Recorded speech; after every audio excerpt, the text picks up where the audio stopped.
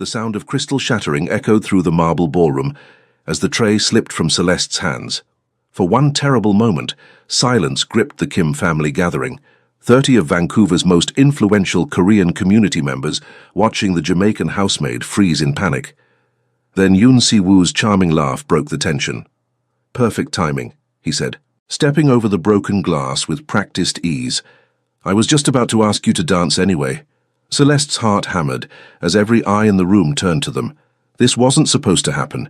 She was supposed to be invisible, professional, forgettable. But Si-woo's hand was already extended, his boyish grin daring her to refuse in front of everyone. I should clean this up," she whispered, her slight Jamaican accent thickening with nerves.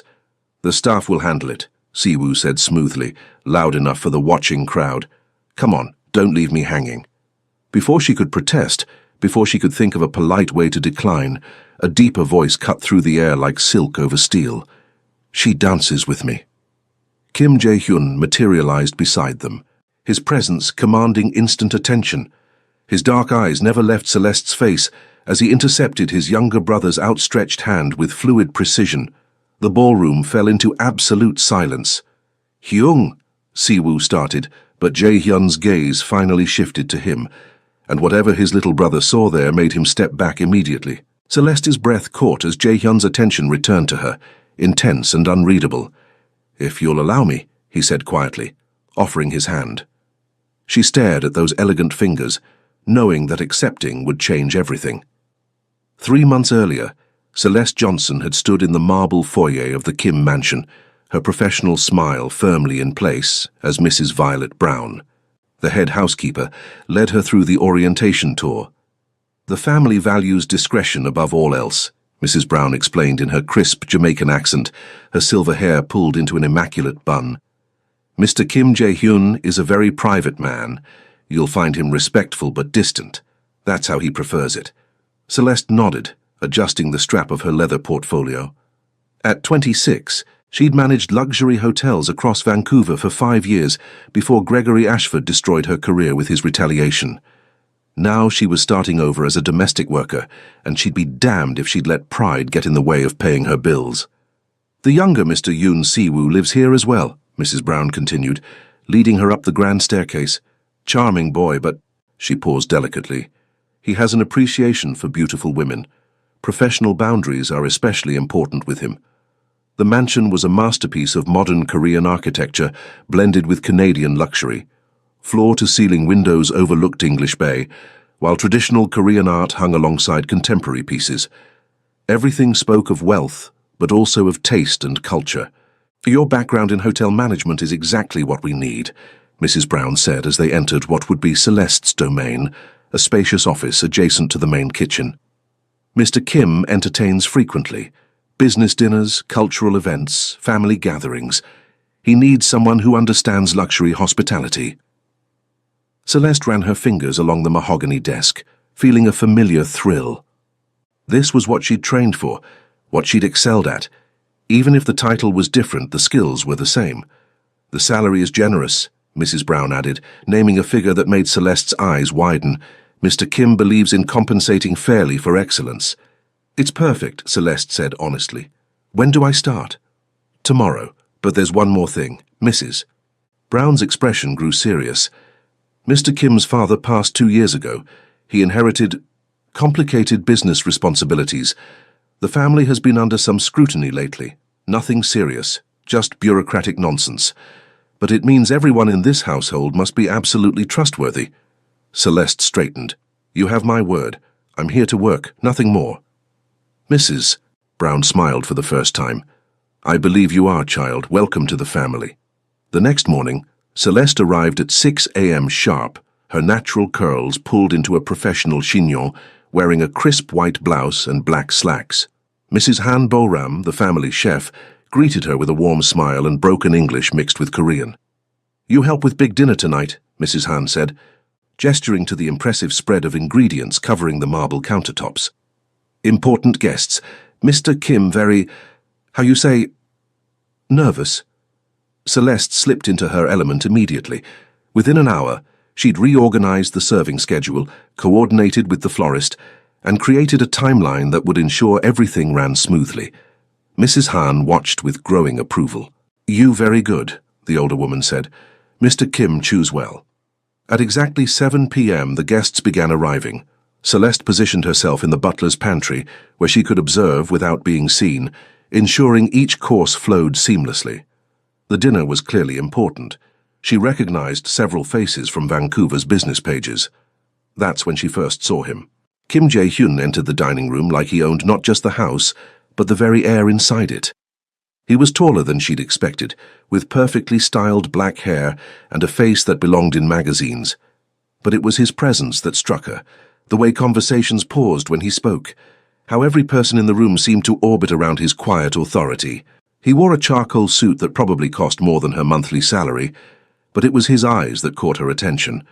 Dark, intelligent, and carrying a weight that seemed too heavy for someone who couldn't be much older than 35. "The wine selection is excellent," one guest commented. "Celeste chose it," Mrs. Brown murmured to Mrs. Han, not knowing Celeste could hear. Girl has an eye for these things. Jae-hyun's head turned slightly, and for one heart-stopping moment, his gaze found hers through the service window. Their eyes met across the space, and something electric passed between them. Recognition, maybe, or curiosity. Then Siwoo burst through the front door, all charm and energy, and the moment shattered. "Sorry I'm late, Hyung," Siwoo called out, using the Korean term for older brother. Traffic was insane. Where Jae-hyun was controlled intensity, Siwoo was warm charisma. Younger by nearly a decade, he had the same handsome features, but with an easy smile that probably got him out of trouble regularly. "We've already started," Jae-hyun said calmly, but Celeste caught the slight tightening around his eyes. "I'll catch up," Siwoo grinned, then stopped as his gaze swept the room and landed on the service window where Celeste stood. His smile widened. "And who might you be?" Heat flooded Celeste's cheeks as she realized she'd been caught staring. She stepped back from the window, but it was too late. "That's our new household coordinator," Mrs. Brown said smoothly. "Celeste Johnson." "Celeste," Siwoo repeated, like he was tasting the name. Beautiful name for a beautiful woman. "Siwoo." Jae-hyun's voice carried a warning that made his younger brother laugh. "What? I'm just being friendly." The dinner continued without incident, but Celeste felt eyes on her throughout the evening.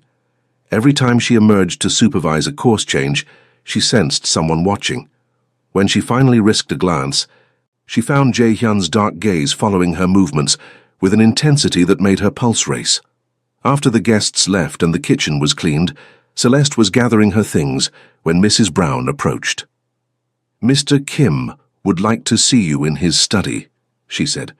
"Don't look so worried, child. He just wants to thank you personally." The study was all dark wood and leather, with floor-to-ceiling bookshelves and a view of the city lights. Jae-hyun stood behind his desk, having traded his suit jacket for rolled shirt sleeves that revealed strong forearms. "Mrs. Brown tells me tonight went exceptionally well," he said without preamble. His voice was deeper than she'd expected, with just a hint of accent. "Thank you, sir. I'm glad everything met your expectations. It exceeded them." He moved around the desk and she caught a hint of expensive cologne mixed with something uniquely him. "Your background shows, Miss Johnson. This level of coordination requires real skill." "I appreciate the opportunity to use it," she said honestly.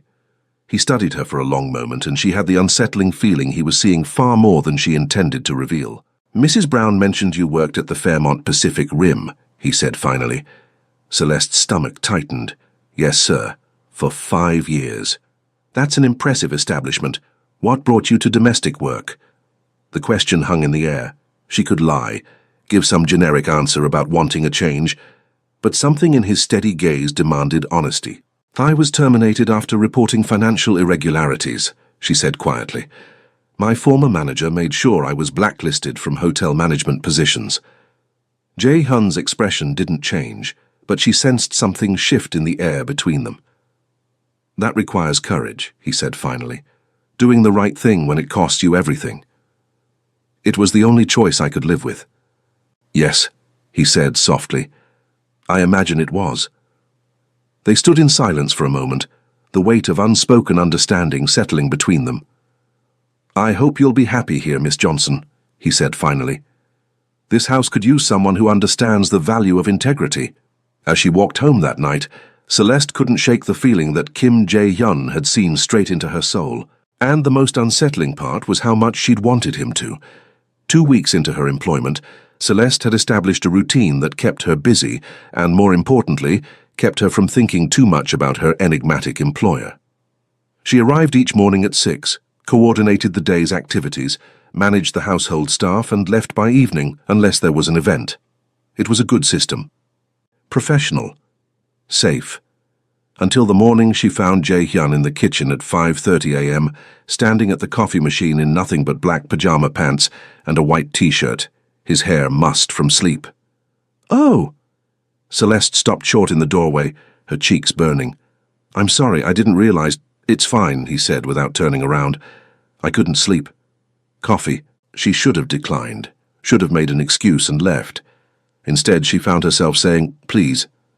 He handed her a mug, and their fingers brushed in the exchange. The contact lasted only a second, but it sent electricity shooting up her arm. "You're early today," he observed, leaning against the counter. "Big event tonight. I wanted to get a head start." She wrapped her hands around the warm mug, using it as a shield. "The Korean Cultural Society dinner. Ah, yes, my mother's favorite charity." Something flickered across his face. "She would have loved tonight. Mrs. Brown mentioned she passed away when you were young." 15. He stared into his coffee. "Cancer, it was. Difficult." The vulnerability in his voice made her chest ache. "I'm sorry, that must have been incredibly hard." "It was harder on my father. He never really recovered." Jae-hyun looked up, and she saw something raw in his dark eyes. "He threw himself into business after that, built an empire but forgot how to live." "And you?" The question slipped out before she could stop it. His smile was sad. "I'm still figuring that out." They stood in comfortable silence as the sun began to rise over English Bay, painting the kitchen in golden light. Celeste had never felt more aware of another person's presence, the way he breathed, the subtle shift of his shoulders, the warmth radiating from his skin. "I should go," she said finally, setting down her empty mug. "Celeste." Her name on his lips made her pause. "Thank you for listening." She nodded, not trusting her voice, and fled before she could do something foolish. The Cultural Society dinner was the largest event she'd coordinated yet. 200 guests, 5 courses, traditional Korean music, and a silent auction that raised over $50,000. Celeste moved through the evening like a conductor leading an orchestra, ensuring every detail was perfect. She was in the kitchen checking on dessert when Siwoo appeared beside her. "You're incredible at this," he said, genuine admiration in his voice. "Seriously, I've never seen an event run so smoothly." "Thank you," she said, focused on the plating. "Your brother has high standards." "He does, but he's also never complimented staff the way he complimented you last week." Celeste's hands stilled. "What do you mean?" Siwoo grinned. "He told Mrs. Brown you were exceptionally capable and refreshingly honest." That's practically poetry coming from Jae-hyun. Heat crept up her neck. "He was just being polite. My brother doesn't do polite. He does efficient, effective, and occasionally terrifying, but never polite." Siwoo leaned against the counter. "He likes you." "We have a professional relationship," Celeste said firmly. "Uh-huh." Siwoo's grin widened. "Is that why he's been asking Mrs. Brown about your schedule? Or why he suddenly needs to review every event plan personally?" Before Celeste could respond, the man himself appeared in the doorway. Jae-hyun's gaze moved between them, settling on his brother with obvious displeasure. "Siwoo, shouldn't you be entertaining our guests?"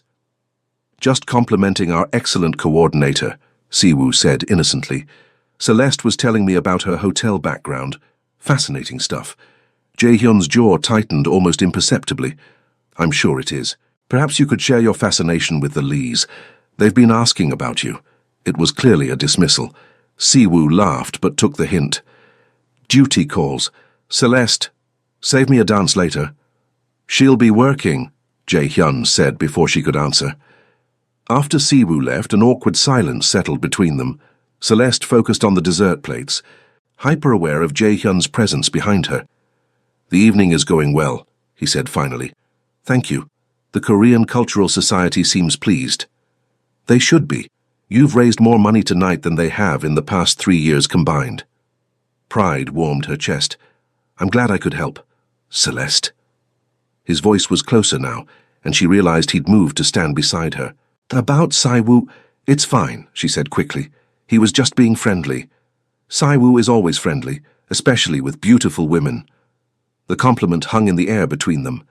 Celeste's pulse quickened, but she kept her voice steady. I can handle myself, Mr. Kim. I know you can. His hand appeared in her peripheral vision, reaching for a spoon on the counter. The movement brought him close enough that she could feel the heat of his body. That's not what concerns me. What does? He was quiet for so long she thought he wouldn't answer. When he finally spoke, his voice was low and rough. The fact that I want to tell him to stay away from you, that I want to keep you all to myself. Celeste's breath caught. She turned to face him, and found herself trapped between his body and the counter. He wasn't touching her, but he was close enough that she could see the flecks of gold in his dark eyes. Mr. Kim. Jae-hyun, he corrected softly. When we're alone, just Jae-hyun. This isn't appropriate, she whispered, even as her body betrayed her by leaning slightly toward him. No, he agreed. It isn't. But he didn't move away. Neither did she. The sound of Mrs. Han calling for dessert service broke the spell. Jae-hyun stepped back, his professional mask sliding into place. The guests are waiting, he said formally. Celeste nodded, not trusting her voice. As she gathered the dessert plates, she felt his gaze on her like a physical touch.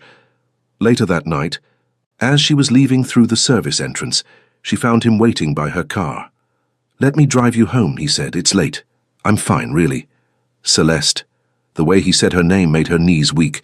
Please. The ride to her apartment was silent, except for the soft jazz playing on the radio. When he pulled up to her building, she reached for the door handle. Thank you for tonight, he said. For everything.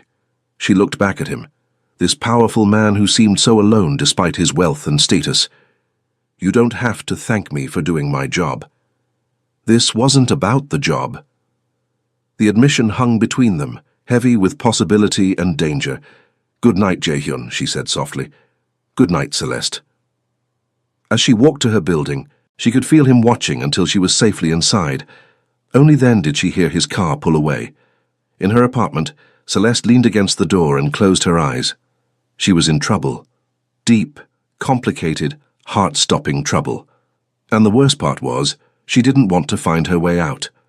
The next morning brought an unexpected visitor.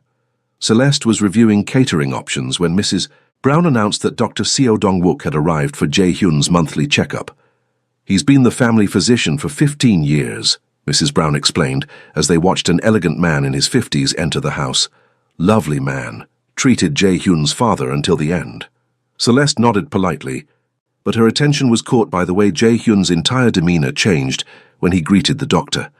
The formal mask dropped, replaced by something warmer, more genuine. Uncle Dong-wook, Jae-hyun said, using the Korean term of respect. You're early. Traffic was light, Dr. Seo replied with a kind smile, and I wanted to meet your new household coordinator, Mrs. Brown has been singing her praises. Celeste found herself being introduced to the doctor, who studied her with intelligent eyes. Ah, the famous Celeste, he said warmly. Jae-hyun mentioned you've revolutionized the household management. He did? The words slipped out before she could stop them. Dr. Seo's smile widened. Indeed. Quite enthusiastically, actually. Jae-hyun shot the doctor a warning look, but Dr. Seo seemed unperturbed. After they disappeared into Jae-hyun's study for the appointment, Celeste tried to focus on her work, but she couldn't shake the doctor's words. Jae-hyun had talked about her, enthusiastically. An hour later, she was arranging flowers in the main hallway when raised voices drifted from the study. Your blood pressure is elevated again, Dr. Seo was saying, and you've lost weight. When was the last time you slept more than 4 hours? I'm fine, Jae-hyun replied tersely. You're not fine. You're stressed, overworked, and isolating yourself.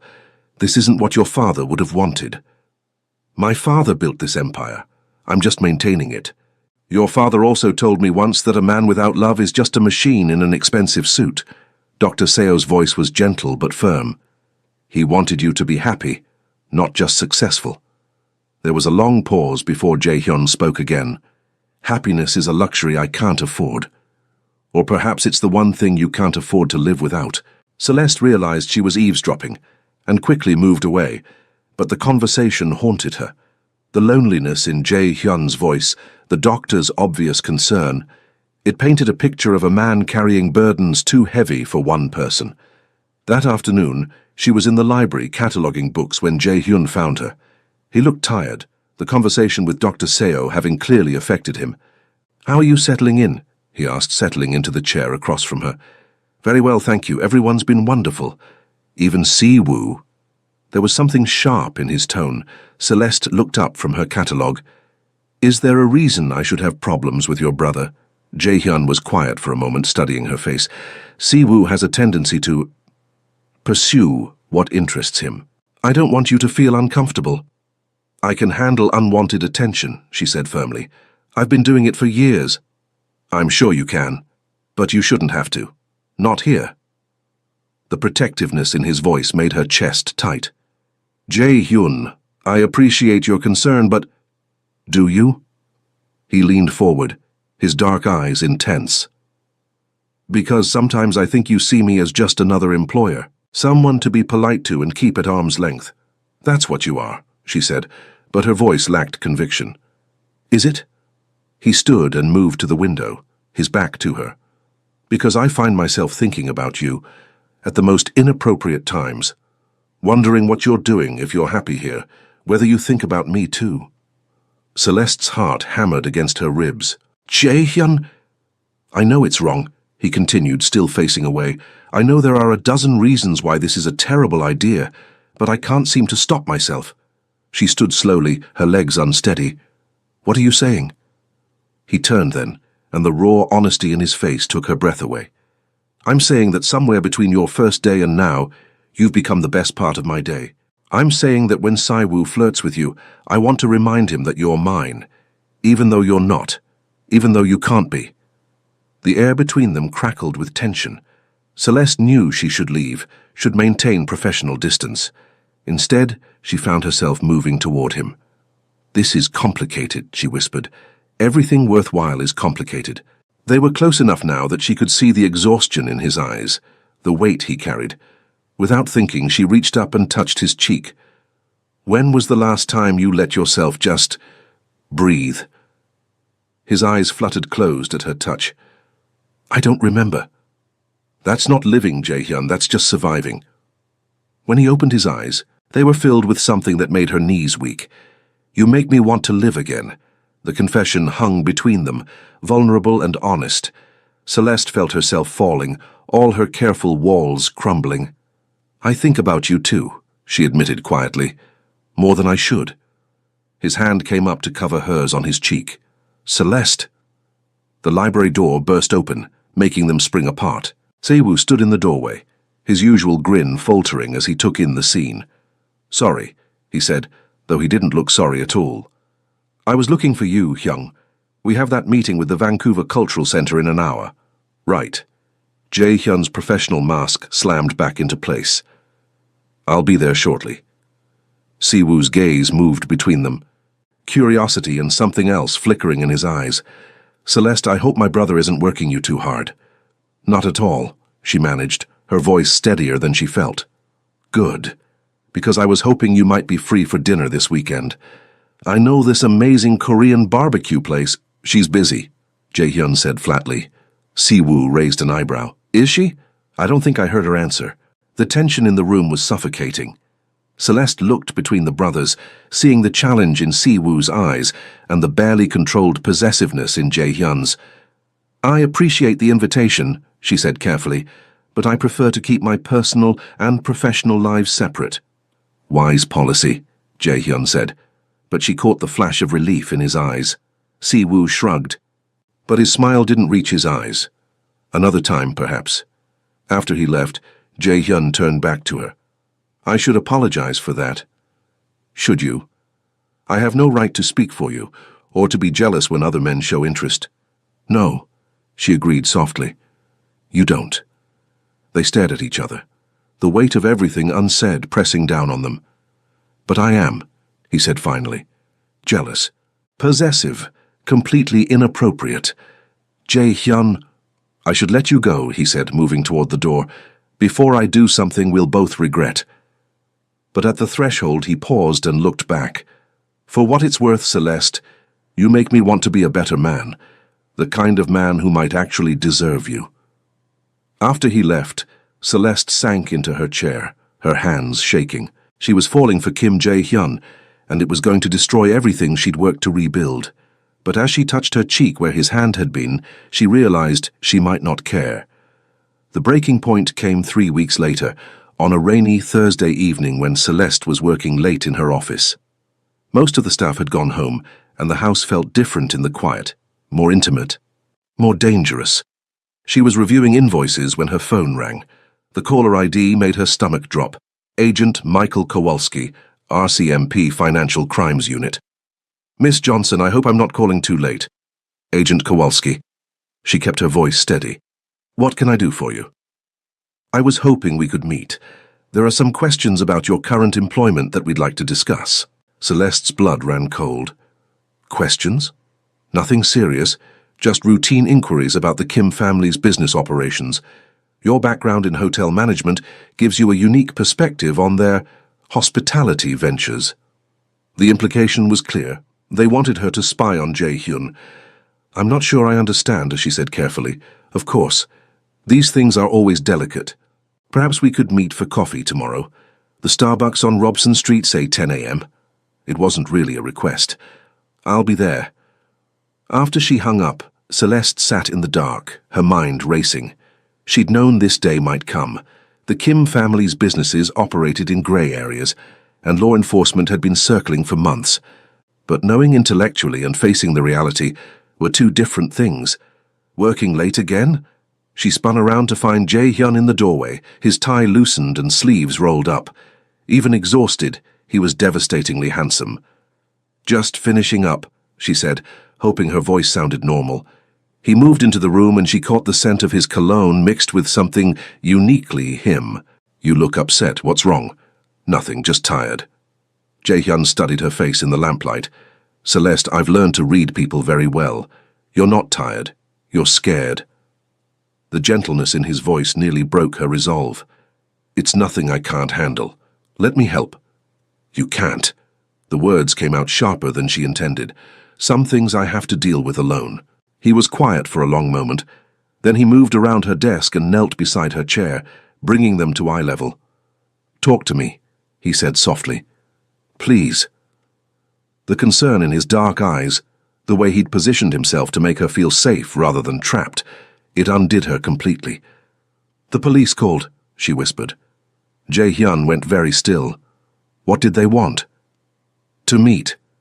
To ask questions about your family's businesses." "I see." His voice was carefully neutral. "And what did you tell them?" "That I'd meet them tomorrow."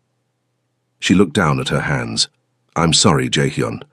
I know this complicates things for you." "Look at me." When she didn't, he gently tilted her chin up.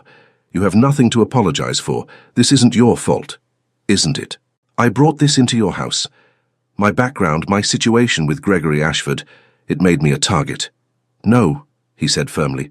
"My family's choices made us targets long before you arrived. You're just caught in the middle." Tears she'd been holding back finally spilled over. "I don't know what to do. If I don't cooperate, they'll make my life hell. But if I do, if you do, you betray people who've shown you nothing but kindness," he finished quietly. She nodded, unable to speak. Jae-hyun was quiet for a long time, his thumb brushing away her tears with infinite gentleness. "What if you didn't have to choose?" he said finally. "What do you mean? What if you left? Tonight, I could arrange for you to disappear, start over somewhere else. New identity, new life. Enough money to never worry again." The offer hung between them, generous and heartbreaking. "You'd do that for me?" "I'd do anything for you." The words were barely a whisper. "Don't you know that by now?" Fresh tears spilled down her cheeks.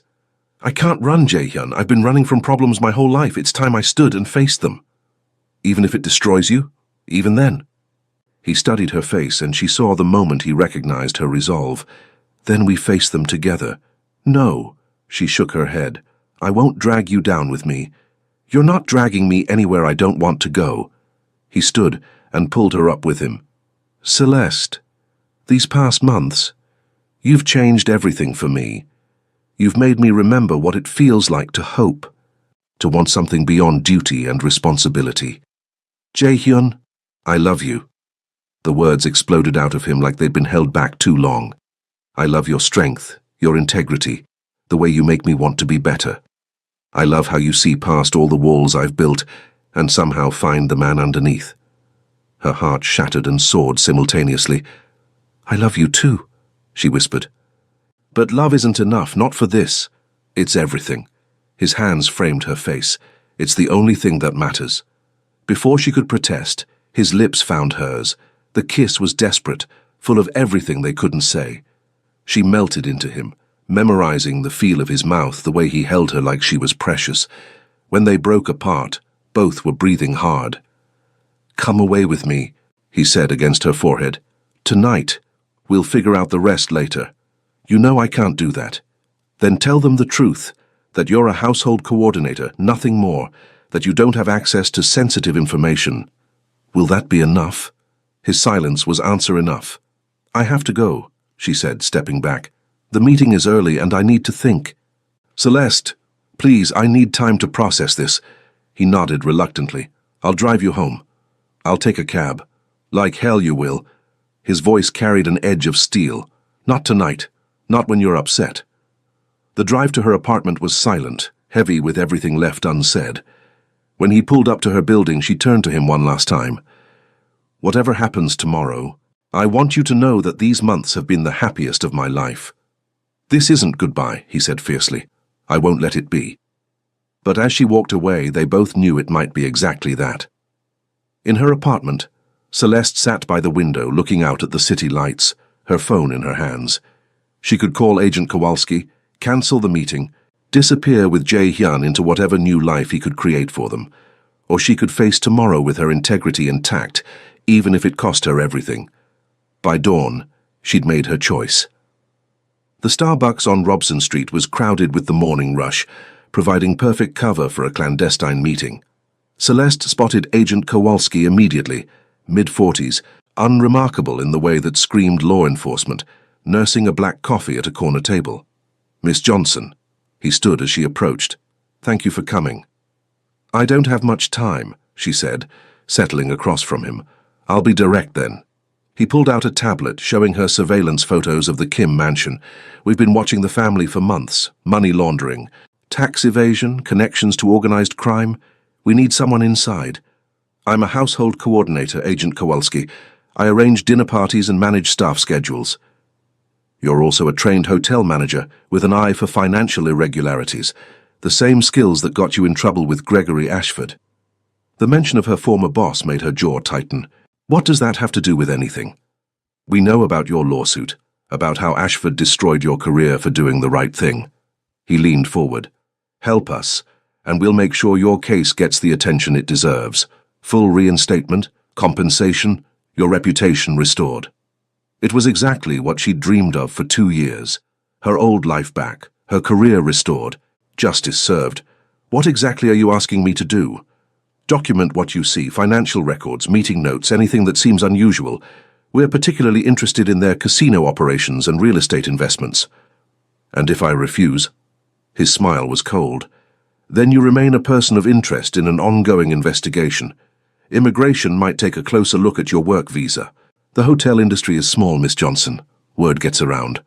The threat was clear. Cooperate or be destroyed. I need time to think. You have 24 hours. He slid a business card across the table. Make the right choice. Celeste walked out of the coffee shop feeling like she was drowning. Every option led to betrayal. Of Jae-hyun, of herself, of everything she believed in. She was so lost in thought that she almost missed the black sedan following her. Almost. Training from her hotel security days kicked in. She ducked into a department store, used the back exit, and caught a taxi to the Kim mansion. But the feeling of being watched lingered. Mrs. Brown took one look at her face and ushered her into the kitchen. "Child, you look like you've seen a ghost." "I'm fine," Celeste lied. "Is Mr. Kim in?" "In his study with Dr. Seo. They've been talking for an hour." Celeste nodded and escaped to her office, but she couldn't concentrate. Every sound made her jump. Every shadow seemed threatening. She was reviewing catering contracts when her door opened. Jae-hyun entered, his expression grim. "We need to talk," he said, closing the door behind him. "If this is about last night, it's about the car that followed you from downtown and the federal agents who've been asking questions about our staff." Celeste's blood turned to ice. "How did you—" "I have people who watch for these things." He moved to the window, checking the street. "What did they want, Celeste?" "Information about your family's businesses." "And what did you tell them?" "Nothing. Yet." She met his eyes. "They gave me 24 hours to decide." Jae-hyun was quiet for a long moment. "What are you going to do?" "I don't know." The admission felt like failure. "They're offering me everything I've wanted. My career back, justice against Gregory Ashford. But the price is my family's freedom." "Yes." He moved to her desk, bracing his hands on the surface. "Celeste, I need you to understand something. The businesses my father built, the empire I inherited, it's not what you think." "What do you mean?" "We operate in gray areas, yes. We have connections that law enforcement finds suspicious, but we're not criminals in the way they want to believe." He looked up at her. "My father started with nothing. He built legitimate businesses, but he had to make deals, form alliances, work within systems that weren't always clean. It's the price of success for people like us." "Are you asking me to trust you?" "I'm asking you to trust yourself. You've been here for months. You've seen our operations, our books, our family. Do we seem like monsters to you?" Celeste thought about Mrs. Han's kindness, Mrs. Brown's maternal care, the way Jae-hyun treated his staff with respect and dignity. "No," she said quietly. "You don't. Then you know what you have to do." Before she could respond, commotion erupted in the hallway. Shouting, running footsteps, the sound of doors slamming. Jae-hyun was moving before the first shout ended, pulling Celeste behind him as he opened the office door. Saiwoo appeared in the hallway, his face pale. "Hyung, we have a problem. Federal agents are at the front gate with warrants." "How many?" 6 cars. They're surrounding the property." Jae-hyun's jaw tightened. "Get everyone to the safe room, now." "What about—" Siwoo's gaze flicked to Celeste. "She comes with us." "Jae-hyun, no!" Celeste stepped forward. "If I'm with you when they search, it'll look like I'm part of whatever they think you're doing. I don't care how it looks, and I do." She touched his arm. "Let me go to them. Let me tell them I was just an employee who knew nothing." "Absolutely not. It's the only way to protect everyone." The sound of the front door being breached echoed through the house. "There's no time," Siwoo said urgently. Jae-hyun looked between his brother and Celeste, torn between protecting his family and protecting her. "Go," Celeste said firmly. "I'll handle this." "Celeste." "I love you," she said, the words carrying the weight of goodbye. "That's why I have to do this." Before he could stop her, she walked toward the front of the house, toward the agents who were already spreading through the rooms. "I'm Celeste Johnson," she announced to the lead agent. "I'm the household coordinator. I'd like to cooperate with your investigation." As they led her away for questioning, she caught a glimpse of Jae-hyun watching from the shadows, his face a mask of anguish and rage. The next 6 hours were a blur of questions, accusations, and legal threats. But Celeste stuck to her story. She was a domestic worker, nothing more. She knew nothing about the family's business operations beyond managing household events. When they finally released her, the sun was setting. The mansion was empty, the family gone. A note waited on her desk in Jae-hyun's precise handwriting. "My darling Celeste, by the time you read this, we'll be gone. The charges won't stick. They never do. But the investigation will continue for months. I won't ask you to wait, and I won't ask you to run. You deserve better than a life in the shadows. Know that you saved us today. Your courage, your integrity. It protected everyone I care about. I will never forget that gift. I will love you until my last breath. Always yours, Jae-hyun P.S. check your bank account. It's not payment. It's a promise that you'll never have to compromise your principles for survival again. Celeste sank into her chair, tears streaming down her face. She'd done the right thing, protected the people who'd become her family, but the cost felt unbearable. Her phone buzzed with a text from Agent Kowalski. "Smart choice today. Your lawsuit against Ashford will be resolved within the month. Full reinstatement and compensation." She should have felt victorious. Instead, she felt empty. 3 days later, she was packing her apartment when Mrs. Brown appeared at her door. "Child, you look terrible." "I'm fine," Celeste lied, the same lie she'd been telling everyone. "No, you're not, and neither is he." Celeste's hand stilled on her suitcase. "How is he?" "Miserable.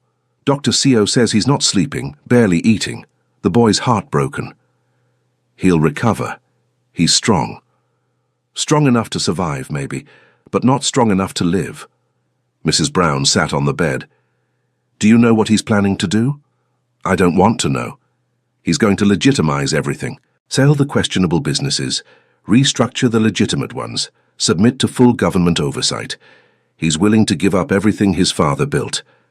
Celeste's breath caught. "Why would he do that?" "Because you showed him there was another way to live. Because he'd rather have integrity and lose everything than keep his empire and lose his soul." "Mrs. Brown, he's not asking you to come back, child. He knows you've made your choice, but I thought you should know that your courage didn't just save his family. It saved him, too." After Mrs. Brown left, Celeste sat in her empty apartment and made a decision that would change everything. 18 months later, the grand opening of the Kim Cultural Center was everything Celeste had dreamed it could be. The converted mansion now housed art galleries, performance spaces, and community programs that served Vancouver's diverse population. Legitimate, beautiful, and completely transparent. She stood in the main gallery watching Jae-hyun give a speech to the assembled crowd. He looked different, lighter somehow despite the challenges of the past year and a half. The federal investigation had ended, with no charges filed. The business restructuring had cost millions, but created something better. "He cleans up nice," a familiar voice said behind her. Celeste turned to find Dr. Seo Dongwook smiling at her. "Dr. Seo, I wasn't sure you'd be here. Wouldn't miss it. This place is his dream come true." The doctor studied her face. "How are you, my dear? The hotel management position is treating you well." "Very well, thank you." She'd been reinstated at the Fairmont with a promotion and full compensation. Gregory Ashford was facing his own legal troubles now. "I'm happy. Are you?" Dr. Seo's knowing look made her squirm. Because happiness and contentment aren't the same thing. Before she could respond, the crowd began to applaud. Jae-hyun's speech was ending. "I'd like to thank everyone who made this dream possible," he was saying, "especially someone who taught me that integrity isn't just about doing the right thing when it's easy. It's about doing the right thing when it costs you everything." His eyes found hers across the room and her breath caught. Even after all this time, he could still make her heart race with just a look. "This center exists because one person showed me that there's always another way. That love and honor aren't weaknesses. They're the only things that make us truly strong." The applause was thunderous, but Celeste barely heard it. She was lost in Jae-hyun's gaze, in the love and longing she saw there. As the crowd began to mingle, she slipped out onto the terrace that overlooked English Bay, the same view she'd admired from his study window all those months ago. Running away again. She turned to find him standing in the doorway, devastatingly handsome in his dark suit. "Just getting some air," she said. "Congratulations. The center is beautiful." "Thank you." He moved to stand beside her at the railing. "I hear you're doing well. Hotel management suits you." "It does. I'm grateful for the opportunity." They stood in comfortable silence, watching the sunset paint the water gold. "I missed you," he said quietly. "Every day. Jae-hyun. I know. I know you've built a new life, and I have no right to disrupt it. But I needed you to know that what we had, it changed everything for me." Celeste turned to face him fully. "It changed everything for me, too." "Did it?" Hope flickered in his dark eyes. "I learned that love isn't about finding someone perfect. It's about finding someone worth fighting for. She took a breath. And I learned that running away doesn't solve anything. It just postpones the reckoning. What are you saying? I'm saying that I've spent 18 months trying to convince myself that I made the right choice, that duty and integrity mattered more than love. They do matter. Yes, but so does this. She gestured between them. So does what we have. What we could have. Jae-hyun stepped closer. Celeste, if you're saying what I think you're saying, I'm saying I love you. I'm saying I want to try again if you'll have me. I'm saying that maybe, just maybe, we can build something beautiful together. His hands framed her face and she saw tears in his eyes. Are you sure? Because I can't lose you again. I barely survived it the first time. I'm sure. She smiled through her own tears. Besides, someone has to keep you honest now that you're a respectable businessman. He laughed, the sound full of joy and relief. I can think of worse fates.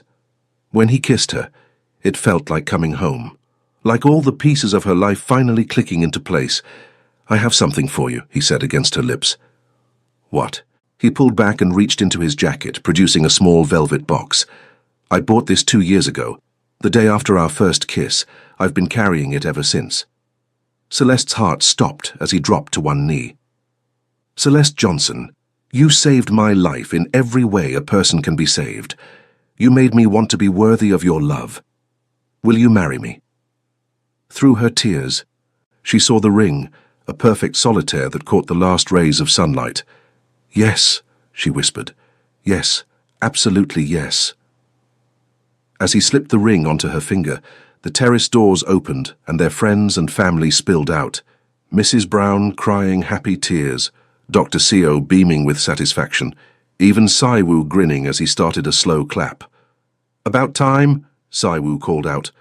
I was starting to think you'd never get your act together, Hyung. Jae-hyun stood and pulled Celeste into his arms, spinning her around as everyone cheered. I love you, he said, setting her down but keeping her close. I love you too, she replied. And this time I'm not running anywhere. Good, he said, kissing her again, because I'm never letting you go. As the celebration continued around them, Celeste looked out at the bay and smiled. She'd found her way home at last, not to a place but to a person, to love that was worth fighting for, worth waiting for, worth everything.